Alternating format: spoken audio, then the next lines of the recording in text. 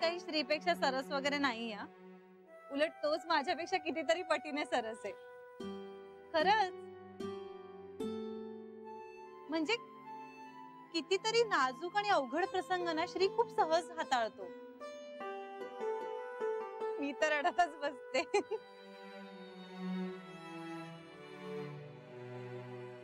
श्री माझे प्रश्न सोडवतो. मला न दिसणाऱ्या गोष्टी श्रीला अगदी सहज दिसतात. आणि खरं सांगू का, या घरातली सगळीच माणसं माणूस म्हणून माझ्यापेक्षा खूप जास्त सरस आहेत असं मला वाटतं. म्हणजे बघा ना, तुम्ही मला तुमच्या आयुष्याचा भाग बनवून घेतलं. हा केवढा मोठेपणा आहे तुमच्या मनाचा.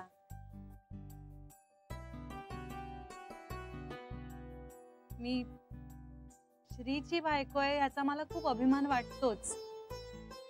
पण आता मी श्रीच्या बाळाची, श्रीच्या मुलीची आई होणार आहे, यातच मला ना धन्यता वाटते माझ्या आयुष्याची. आय एम सॉरी मी मुलगी म्हणाले, कारण मला सुद्धा मुलगीच हवी आहे. म्हणजे निदान पहिली तरी मुलगी व्हावी मला. आई अजींसारखी कर्तबगार, तिने आई अजींचं ज्ञान घ्यावं. आईंसारखी सुगरण, मोठ्या आईंचा हळवेपणा पण असावा तिच्यात. बेबी आत्यांची धडाडी, सरू मावशींचा निर्मळपणाही असावा. आणि छोट्या आई,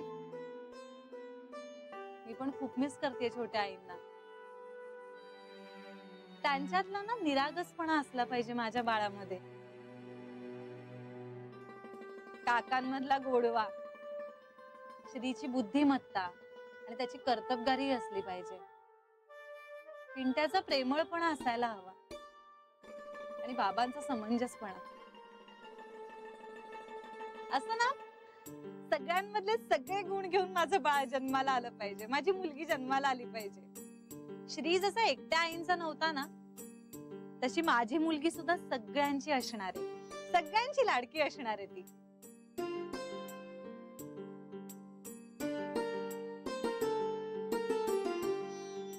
मनीष, गीता, तुम्ही माझ्या प्रत्येक अपडाऊन्स मध्ये माझ्या बरोबर आहात. मी तुम्हाला सांगू, मला बाबांची मुलगी असण्याचा, पिंट्याची तायडा असण्याचा, तुमची मैत्रीण असण्याचा जेवढा अभिमान आहे ना, तेवढाच मला मी ह्या घराची सून आहे याचा अभिमान आहे. आणि खरंच कुठल्या तरी जन्मीची माझी पुण्याई असणारी की मला आज ह्या घराचा भाग होता आलं. माझ्या मुलीची ही फॅमिली असणार आहे याचाच मला खूप आनंद होतोय. मी माझ्या आयुष्याची फक्त 2च वर्ष तुमच्या बरोबर आहे, पण माझी मुलगी ती तिच्या जन्मापासून तुमच्या सगळ्यांबरोबर असणार आहे. ती तुमच्या प्रेमाच्या छायेत आणि संस्कारांमध्ये वाढणार आहे. यापेक्षा मोठं भाग्यच नाही असू शकत ना. श्री म्हणतो ना तसं खरंच आय लव्ह यू ऑल. मी खूप आनंदी आहे, समाधानी आहे आणि सुख यापेक्षा वेगळं असतं नाही वाटत मला. मला रडायचं नाहीये, पण मी इमोशनल होते. प्लीज आपण काहीतरी वेगळ्या विषयावर शिफ्ट होऊया का?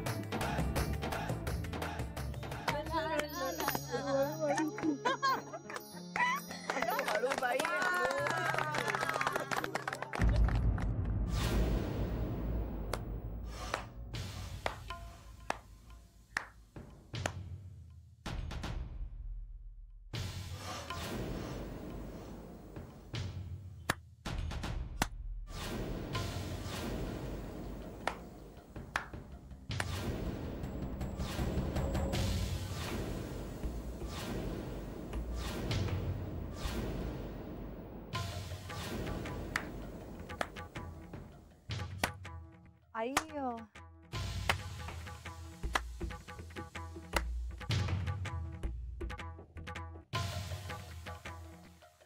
पेंट्याच्या लग्नाची पत्रिका दाखवायला आले होते. वेळ चुकली का माझी?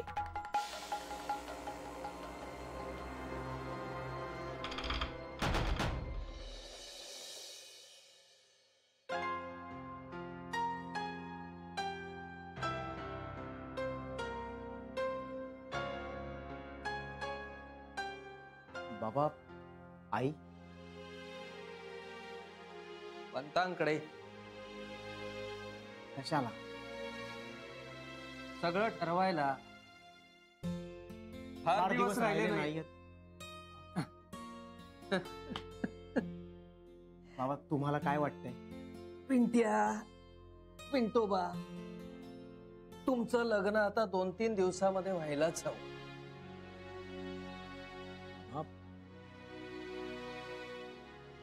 दोन तीन दिवसात? तर मग काय करणार? ती थांबायलाच काय ऐकायला सुद्धा तयार नाही. खरंय बाबा तुमचं. तिनं पंतांचं नाव जरी काढलं ना, हल्ली तरी पोटात गोळा येतो माझ्या. बाबा, आपण जर आईला सांगितलं की मी सुनीताशी लग्न करतोय, तर म्हणजे फार तर फार काय करेल ती? अरे, ती तुझं लग्न होऊच देणार नाही पिंट्या. हा, पण म्हणजे नक्की काय करेल? काही करेल. तुला मारहाण करेल, स्वतःच्या अंगावर रॉकेल ओतून घेईल, चिठी लिहून ठेवील, माझ्या मुलामुळे मी आत्महत्या करते, त्याला अटक करा, काही करेल. असं खरंच करेल असं वाटतं तुम्हाला आई? अरे, हे मी माझ्या डोक्याने विचार करतोय म्हणून. तिच्या डोक्याने विचार करशील तर भलतं म्हणजे काही करेल ती. पण बाबा, अहो काही झालं तरी आई आहे ती माझी. पिंट्या, मी तुझ्यापेक्षा जास्त ओळखतो तिला. संसार झालाय माझा इतक्या वर्षांचा तिच्या सोबत. कलाचं म्हणजे जुळलं तर सूत नाहीतर भूत असं आहे. मला आता तुझा संसार तुझ्या मनाप्रमाणे व्हायला हवाय पिंट्या. माझं झालं गेलं. जोडीदार मनासारखा नसला ना की माणूस काही करू शकत नाही रे आयुष्यात. पांगळा होऊन जातो तो मनाने. माझं तेच झालं. पण निदान आता तुझं तरी तसं होऊ नये. एकदा तुझं लग्न झालं ना की तिच्याशी 2 हात करणं सोपं जाईल तुला. म्हणजे नुसतं भांडत बसण्यापेक्षा कृती केलेली चांगली. मला खरंच वाटतं पिंट्या, घाई करायला हवी आपल्याला. मला आता नाही होत रे काही. शरीर नाही साथ दे. आणखी उशीर झाला ना तर मला तिला विरोध करणंही शक्य नाही होणार. मला खरंच वाटतंय पिंट्या की आपण घाई करायला हवी. म्हणजे कलाची तयारी बघून तर मला असं वाटतंय की 2 दिवस म्हणजे सुद्धा खूप उशीर होईल की काय. बाबा, पण आईला जरा जरी चुकून जरी कुणकुण लागली ना की मी काहीतरी... अरे, त्याचीच तर काळजी घ्यायची ना आपल्याला. म्हणून मी तुला सतत थांबवत असतो, तिच्याशी बोलू देत नाही जास्त. तू बोललास ना तिच्याशी की ती पाणी चोखणार. डोकं भलतच चालतं तिचं. काही झालं तरी गप्प राहायचं. आपल्या मनात काय चाललंय ते बरोबर कळतं तिला. ताईच्या बाबतीत तिने काय काय करून ठेवलं होतं ते सगळं आहेच की आपल्या डोळ्यासमोर. ताई तरी दूरची तिला, तू तरी पोटचा सख्खा मुलगा, त्यामुळे तुझ्याकडून अपेक्षाही जास्त. त्यामुळे ती काय करेल याची कल्पनाच न केलेली बरी. तू ताईशी आणि जावई बापूंशी बोलून घे. बाबा ताई समारंभात असेल आता. ठीक आहे, मग उद्या फोन कर. तिच्या आनंदावर आज विरजण नको पडायला. उद्याच फोन करतो. हो, आणि सुनीताशी सुद्धा बोल.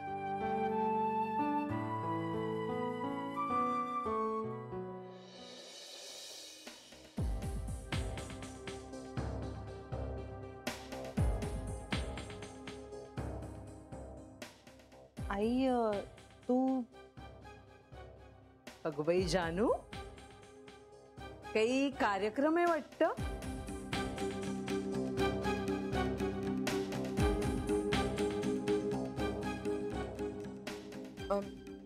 हो, म्हणजे घरगुती ओटी भरण्याचा कार्यक्रम केला. बरं झालं तुम्ही आलात. हो का? नाही, पण आम्हाला कोणी बाई बोलावलं वगैरे नाही.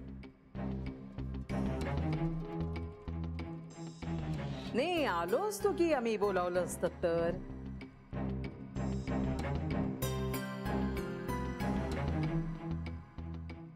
मागच्या वेळेस चोरोटीला पण असंच केलं तुम्ही. अहो, एवढं काय? मुलीच्या माहेरच्यांना अगदी वाळीत टाकल्यासारखंच केलंय तुम्ही.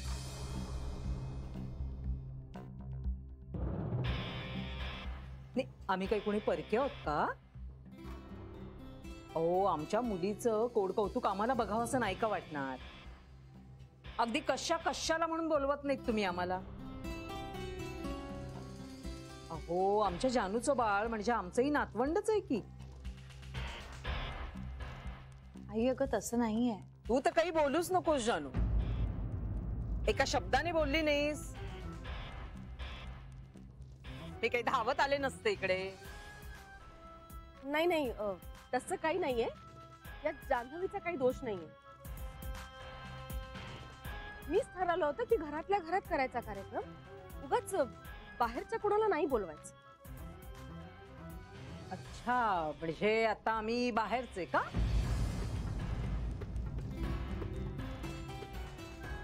अहो, म्हणजे आमच्या घरातल्या पुरते असं म्हणायचं होतं मला. बाहेरचे म्हणजे परके असं नाही म्हणाले मी. हा, मनीष आणि गीता तुमच्या घरचेच वाटतं.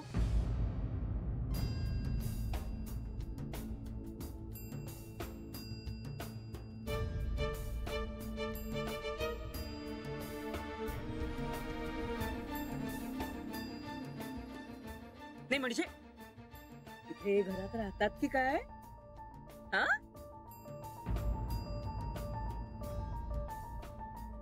हे ना नात्यातले ना गोत्यातले ना रक्ताचे, पण आमच्या नाकावर अगदी टिच्चून आले तिथे समारंभाला.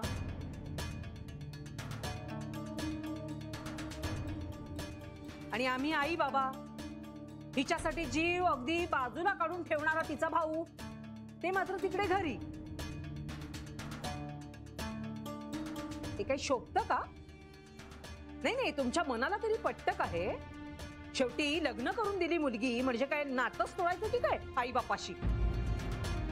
आई अगं तसं खरंच काही नाहीये. तू तर बोलूच नकोस जानू.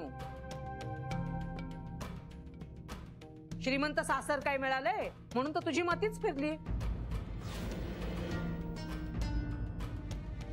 तुला आता लाज वाटते ना गरीब माहेराची? असू दे असू दे, मी काही तुझ्या कार्यक्रमाला आलेले नाहीये.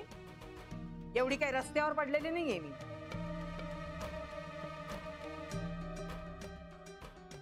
अगं, मला तर तुमच्या घरात हा असला काही कार्यक्रमही माहित पण नव्हतं. मी आपले आले होते पिंट्याच्या लग्नाच्या पत्रिकेचा नमुना तुला दाखवायला.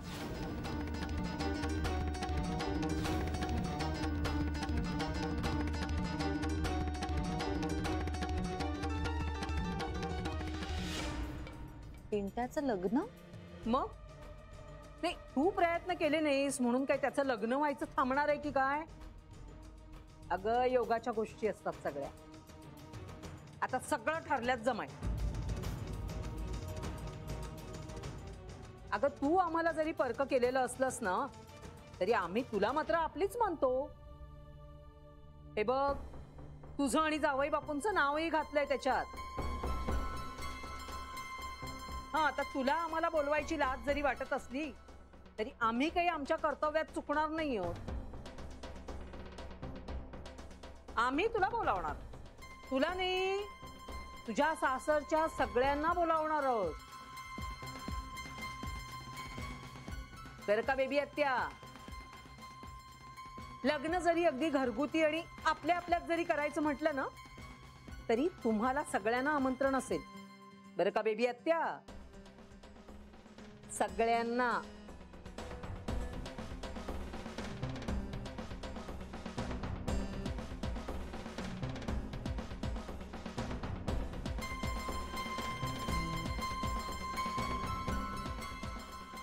हो बरं का आई आजी?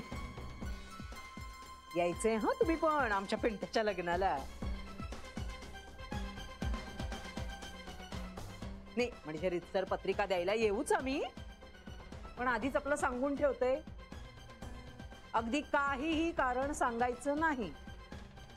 अहो तुमच्या आशीर्वादाचा हात नवरा नवरीच्या डोक्यावर असलाच पाहिजे.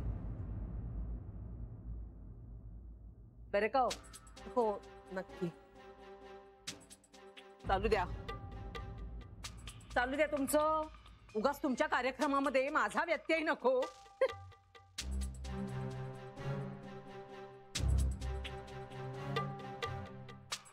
काय ग, काय हे कपडे? अगं शोभत का हे गरोदर बाईला? हे काही कपडे म्हणायचे का काय? अगं लग्न झालंय तुझं, हे असले कपडे शोभतात का आता? तुम्हाला बरी चालतात हो सुनेने असली थेर केलेली. माझ्या घरी लहानाची मोठी केली, हे असले कपडे कधी घालू दिले नव्हते मी तिला. आणि पोट भरण्याचा कार्यक्रम आहे ना, हे काय आहे? कसले कपडे हे? आपल्या रूढी परंपरानुसार सगळं करायला पाहिजे ना. ओ जानूला एक वेळ अक्कल नाहीये, पण तुम्हालाही कळत नाहीये. आम्हाला काय करायचं ना ते व्यवस्थित कळतं. तुम्ही सांगायची गरज नाहीये. तुमच्याशी तर मी बोलतच नाहीये. मलाही तुमच्याशी बोलायची काही इच्छा नाहीये. अहो तुमच्या जिभेला तर हाडच नाही. उठसूट लोकांचे अपमान करत बसता तुम्ही. तुम्हाला तर तेवढंच कळतं. मग तुमच्या तोंडाला लगाम वाटतं बेबी. मग यांना कोणी सांगितलं रूढी आणि परंपरा? एवढ्याच जर रूढी आणि परंपरा कळल्या असत्या ना तर मुलीच्या सासरच्यांशी कसं वागायचं हेही कळलं असतं यांना.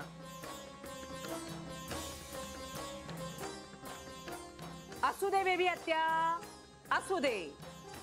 नसेल कळत आम्हाला मुलीच्या सासरच्यांशी कसं वागायचं ते, पण निदान मुलगी सासरी आहे, माहेरी पडलेली नाहीये, याचं तरी समाधान आहे आम्हाला.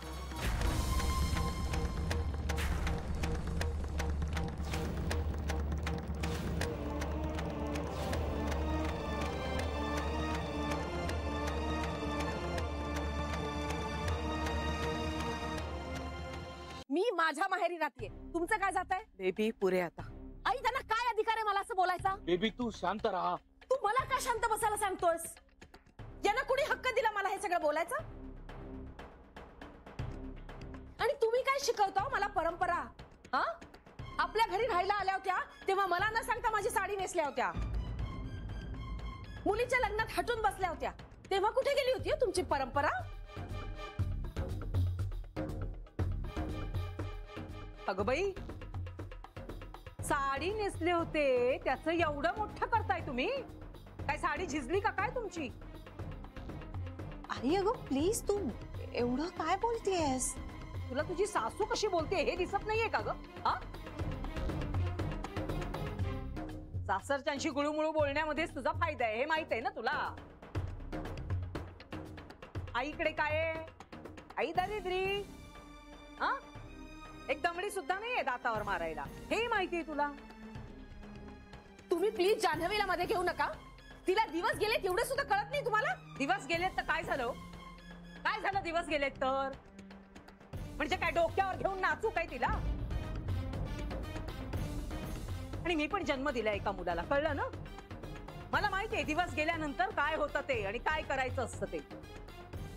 आई होणं म्हणजे काय तुमच्याकडून शिकण्याची वेळ आलेली नाही आता माझ्यावर. आई प्लीज आता. अहो तुम्ही काही बोलताय. हो ना, आणि आम्ही ऐकून घेतोय तर तुम्ही थांबतच नाही आहात. नाहीतर काय,